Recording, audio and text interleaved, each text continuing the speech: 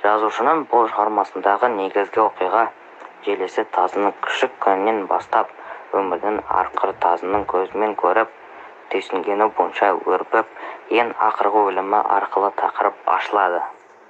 Жазушының шындық болмасын таңдап, талғап алып, өзінің көркем шығармасына енгізіп, арқау еткен өмір құбылыстарынан тобын тақырып тереттік, дейді академик Қабдолов.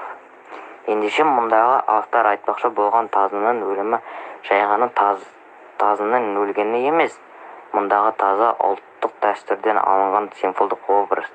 Итті жеті қазынаның біріне балап, ит жүгіртіп, құс салған ұлтымыз үшін ол көненің жалғасы, қасиетіміздің қайнары, дәстүріміздің құндылығы іспетті. Ал сол тазының өлімі біздің рухымыздың, салтымыздың, халқымыздың қазасы.